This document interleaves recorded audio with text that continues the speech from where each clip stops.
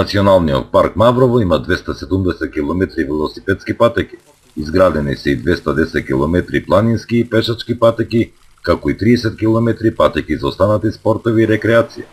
За овој туризам лиценцирани се 8 водичи. Изготвен е 10-годишен плански документ, како и пократок акционен 4-годишен план, каде предвидува изградба на кампови со различна содржина, кои ќе ги привлечат туристите. Туризмот во рамки на менеджментот на Националниот парк Маврово зазема сериозна алка.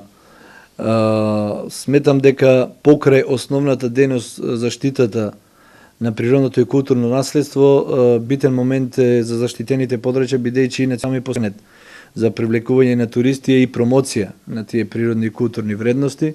Согласно позитивната законска легислатива, Националниот парк Маврово се наметнува како еден од носителите на туризмот во рамки на Мавровско-реканскиот крај или територијата за која е прогласен.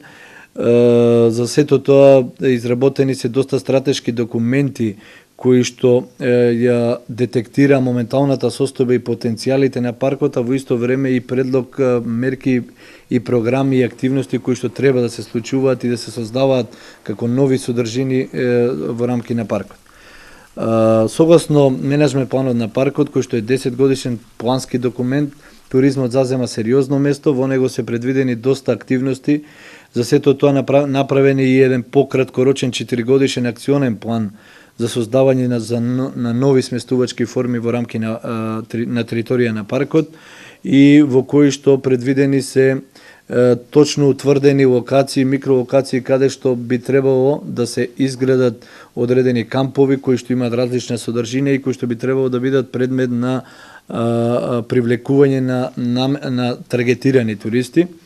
За сето ова, во изминатите години Националниот парк Маврово сериозно вложи во туристичка инфраструктура, првично како основна туристичка инфраструктура.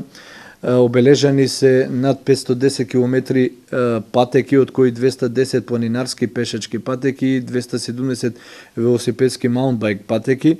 Исто така, за потребите на и развојот на туризмот, Националниот парк Маврово детектираше представници од локалното население и обучи 8 лиценцирани водачи во планина. Тоа се водачи кои што се здобија со европска лиценца за водење на туристи во планина, бидејќи согласно законот, значи, движење, посета на територија на паркот е дозволено исклучиво со лиценциран водич и по утврдени патеки за посетители.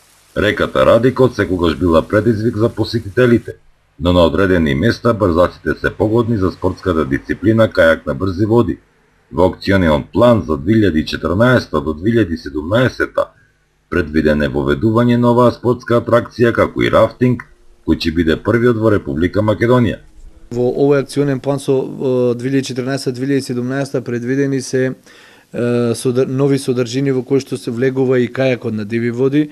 Јас тука би сакал да потенцирам дека и во подолниот тег на Радика, пред се во долно-реканскиот крај предвидено е создавање и има реални предуслови за создавање на рафтинг на Радика, кој што би бил прв од ваков тип во Република Македонија. Беа наши партнери со кои соработуваме од Црна Гора, пред се тоа се луѓе кои што го развиваат рафтингот на Тара во Црна Гора и самите анализи покажуваат дека имаме реални предуслови да го развиваме и кајакот на диви води и рафтингот на територија на паркот.